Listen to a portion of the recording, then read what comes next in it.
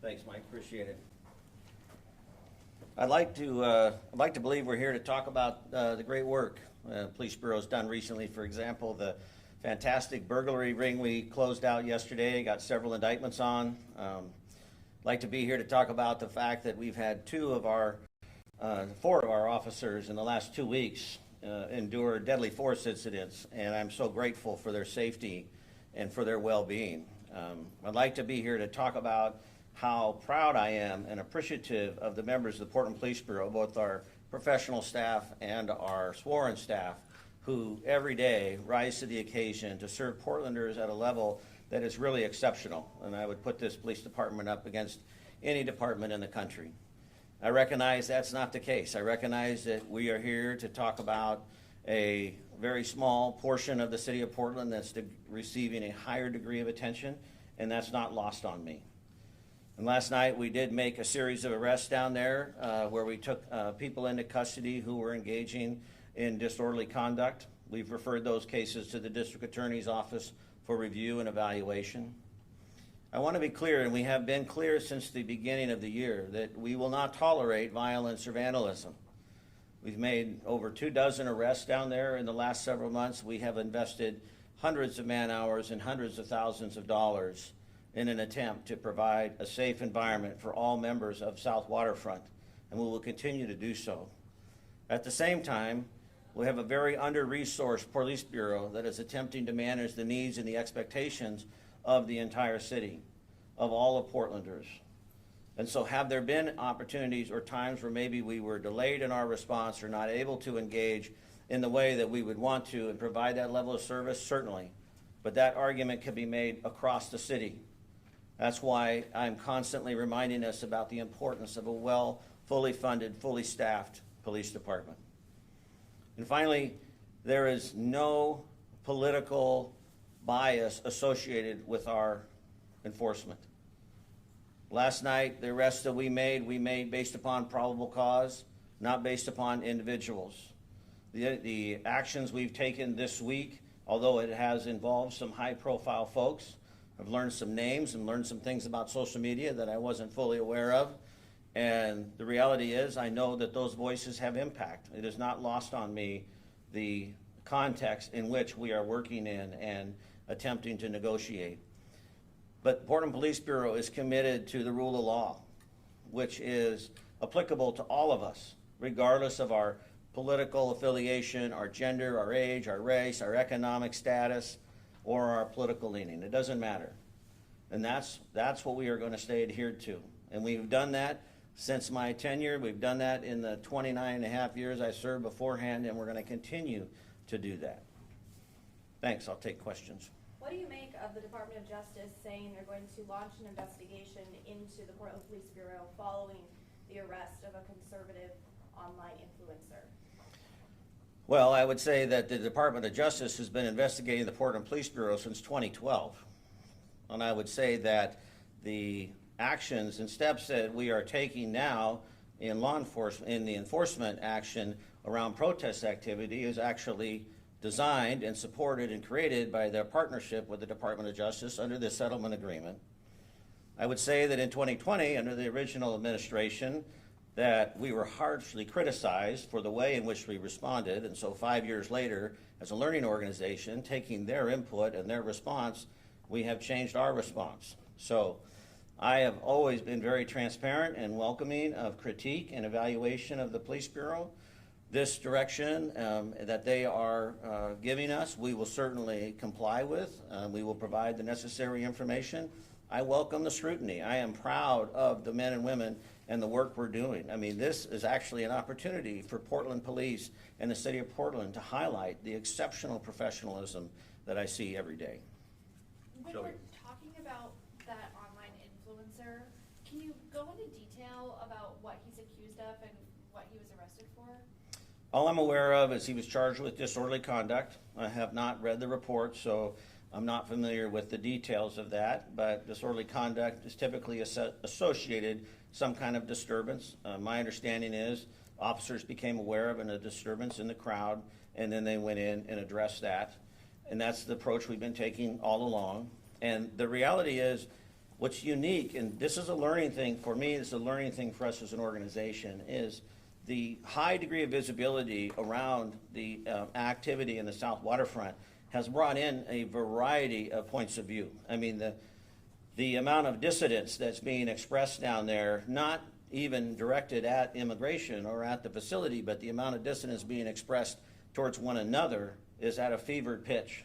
And that's where we need to start bringing the temperature down, because we are seeing all of these different perspectives and all of these different opinions gather in this small one-block area, and then unable to manage that in an appropriate way. And so we have these acts of violence, we have these fights, we have these assaults. They are occurring. We are doing investigations, we are making arrests, and we are sending those over to the district attorney's office for evaluation and hopeful prosecution. And we're going to continue to do that. Chief, the notice from the Department of Justice is, towards you and City Attorney Robert Taylor. Have either of you received notice? Have you talked with City Attorney Robert Taylor about it? Yeah, we've received notice, but that's the extent of it. We haven't had any other discussion about that, but we have received notice, yes. You mentioned bringing down the temperature. So after seeing clashes between protesters and counter-protesters last couple of nights, does PPB plan on changing their approach from the reactive targeted arrests that we've seen the last few days to more of a proactive approach to keep these two groups separate?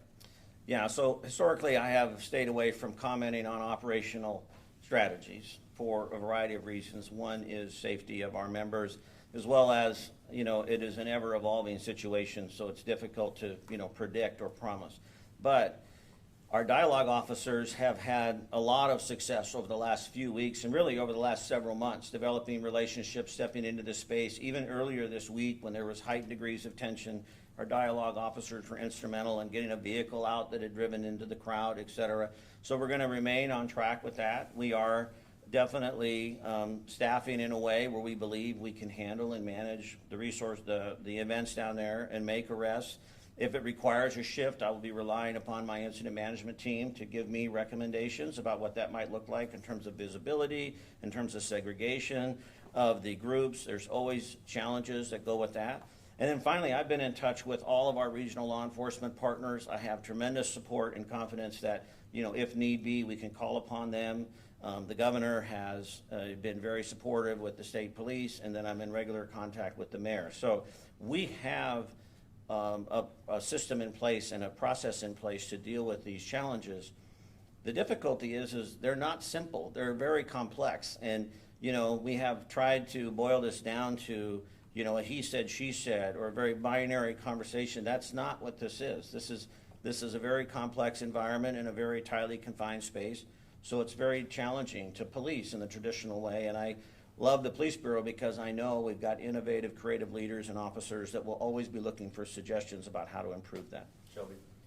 There have been a lot of comments on both sides since last night. Is there anything that your team has seen or that you've even seen yourself that you feel the need to clarify or say, well, that's just not true? Personally, have not seen a lot of comments because it may not come as a surprise to many of you, but I'm not glued to that. I did watch football last night and I didn't see a lot on there. But I have heard many comments, and the part that probably brings me the greatest deal of frustration or ire or sadness, whatever that emotion would be, is the accusation that our Portland police officers are making decisions based upon a political affiliation. The irony here is we were condemned in 2020 for our approach towards the left, and now we're being condemned in 2025 for our approach to the right. So I would say we've landed right in the middle of the fairway. And this is the nature of the rule of law. This is the application, appropriate application of the rule of law, that it is equitable across the board. It is also not lost on me that we have a lot of Portlanders who for a lot of years have suggested that we have been over officious or targeting them or discriminatory in our approach to them, usually based upon housing status or race or whatever it might be. So this is not unfamiliar territory for me or not unfamiliar territory for the police. And I have stepped into those spaces boldly and welcoming to hear those voices, and I'm willing to do that now with others. But I'm actually somewhat confident that we are actually doing the job that needs to be, that's asked of policing in our society today, because we are being consistent and transparent with the application of the rule of law. Joey, then Claire. On top of what the DOJ is saying, the White House press secretary told reporters this morning that this incident in particular is a troubling trend in Portland where left-wing mobs get to decide who can visit and live in their city. What's your response? Yeah, well, that's just inaccurate. I mean, there's really not much of a response to give to that. I mean, look outside today. I've been all over the city. It's not left-wing mobs. This isn't, you know, I'm standing up here. I'm not standing up here with the governor or the mayor or anyone else. I'm standing up here as the chief of police of a major American city, telling you that we are doing the job that's expected of us as it applies to the application of the law, and that's what we're doing. The purpose of policing in America is to provide support and service to communities to allow for a level of predictability. None of us want to feel unsafe. What is universal for all Americans is the desire to feel safe. This is biological, it's natural, it's human nature. And when we don't feel safe, when it feels uncertain, when it feels unpredictable, we withdraw, we pull back. And then we don't engage in the social contract, and we don't establish relationships, and we don't learn from one another. And we have created such an attitude of certainty and lost the art of curiosity that we are struggling to find a way to affirm that safety and vulnerability for all of us. And that to me is the crux of the issue.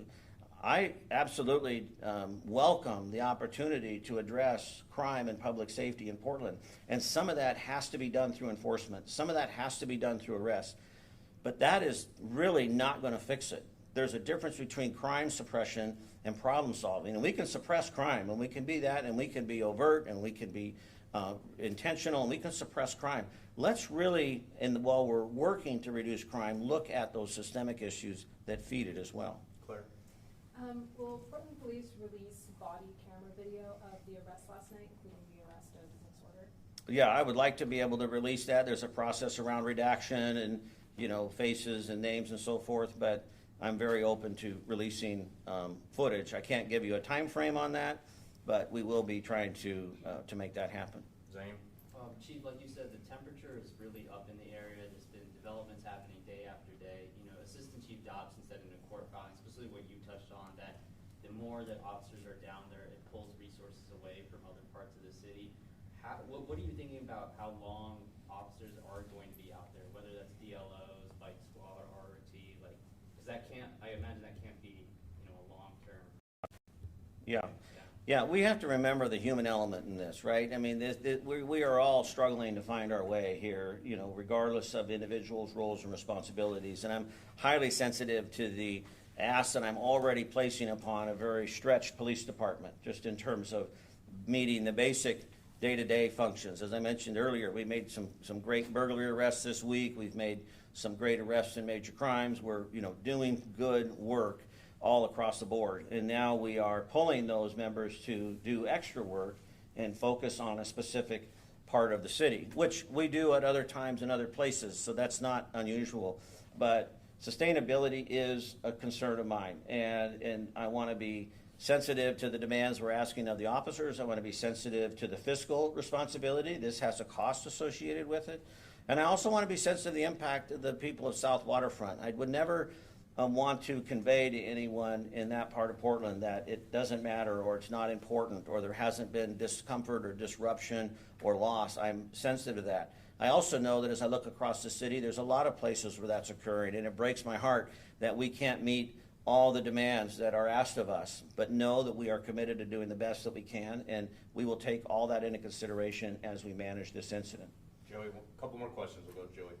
A lot of people are pointing to what happened here in 2020 as they're critical of what's going on right now outside the ICE facility. And you said that you welcome the scrutiny and you've changed in the 5 years since then, particularly in your response to the situation. So talk about those changes that you've made as you deal with what's happening right now.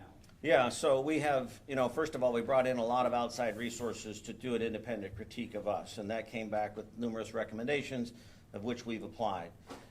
Second of all, we did work with the Department of Justice around our use of force policy and our crowd response and so forth, so we've been in regular communication with them.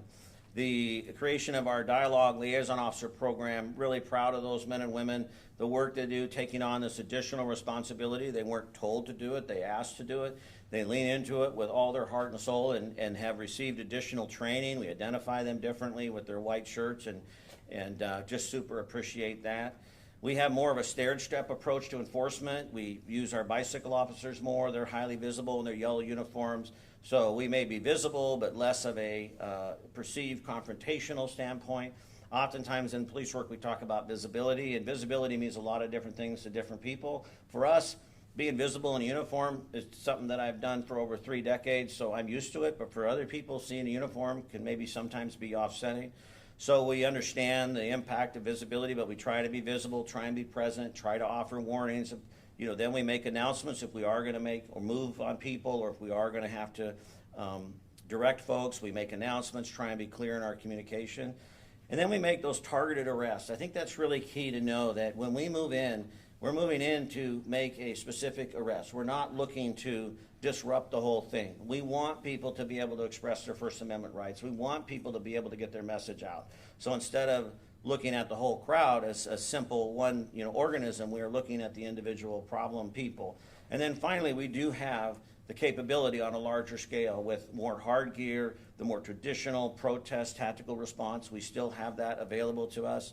Fortunately, we have not had to use that to a great extent, but I will always make sure our officers are 100% protected and safe in the job they do, and sometimes that gear is required. We haven't seen the level of violence down there yet to reach that, but that is a final piece, and that's kind of the more traditional approach that people maybe have remembered or looked at in the past. Well, I'll do a couple more questions out of respect for Chief's time. Troy, did you have anything? I know you haven't asked one yet. No, I'm all right, thanks. All right, we'll go. Wow. Okay. Blair had her hand up. Go ahead, Blair. Just quickly, we've been hearing a lot of the starting of the clashes, I guess, between federal agents and protesters have been coming from outside conservative agitators. Is that something that your police officers have witnessed or seen?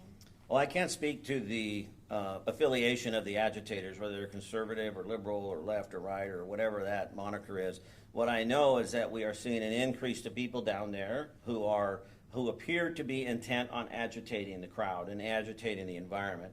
What their motivation is, I don't know. I don't really care. The point is that we are not going to be accepting of violence in the city of Portland. It's just not acceptable. And can we get to every violent encounter in the city? No, we can't. And I wish we could. I wish we could be Johnny on the spot on all of them. But when we're present, when we're available, when probable cause exists, we will interdict that behavior. We will make arrests regardless of their intent or affiliation. All right, right here, Claire. And then Joey, and then we're done. What is your plan with the Department of Homeland Security planning to surge more officers here? Well, we're going to stay the course. I mean, I've been that since the beginning. We're going to stay the course. Portland Police Bureau is going to continue to show up every day and do the good work that it's been doing for over a century now, and the good work it's going to be doing, Lord willing, a century from now.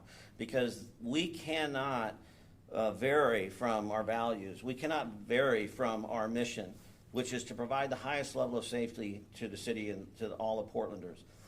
With that being said, I'm also in regular communication with our federal law enforcement partners. I've said that for months now. And we will talk to them, we will work with them, we will try to deconflict information the best that we can. I have been very grateful for the conversations I've been able to have with federal law enforcement leaders in the area, many of which are from the area and engaged and want to see as well as what's best for Portland. The noise that's happening and the political theater that's happening, I can't do anything about that. That's just the world we exist in. And the unique thing about being a chief of police is I'm the most political position in the city, but I'm the only one that doesn't get elected. And in my job, politics and operations collide every single day. And so I'm going to understand and be in the political spectrum, but I'm going to focus on operational support so that Portlanders can be safe. Joey, and then Shelby, and then that'll be it. As we've tried to track what's going to happen with this National Guard deployment, has your bureau been given a firm timeline of when we'll see boots on the ground here in Portland? No, we have not. I would anticipate in the coming days, much like everyone else, but we don't have a a start date. Is that something that you've been trying to get from the Department of War or whoever's in charge of this mission? Well, we've been having conversations, but that's not been a priority of mine. I mean, I know that they've been, assigned and mobilized. That's been well publicized.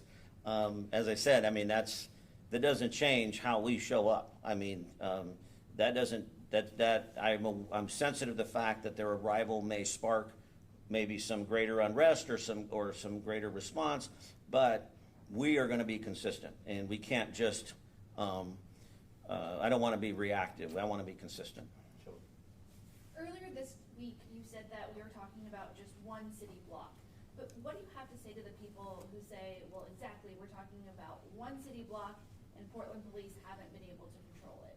Yeah, that's a great comment, and I've thought about that comment a lot. I want to clarify a couple things. One, you know, as I said earlier, that city block matters. So please don't infer in anything, you know, shape or form that it doesn't. I was saying one city block in reference to the deployment of the National Guard. We don't need the National Guard for that city block. That was my intent. The ability to, you know, maintain, support, control, change, whatever the terminology is for that city block, yeah, it's equally as frustrating to me as it is to a lot of people. Unfortunately, there's a lot of city blocks in the city of Portland that we're not able to meet that standard. And I hear from Portlanders every day, whether it be downtown, East Portland, North, Northeast, etc., who would welcome the attention and the effort and the investment that we are making in that particular area.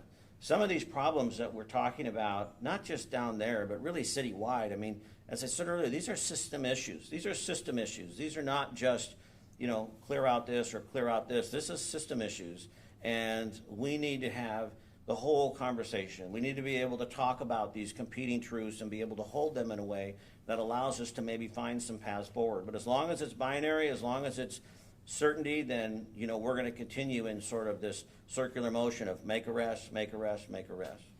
Thank you. All right? Thank you, Chief. Thanks I a will lot. say,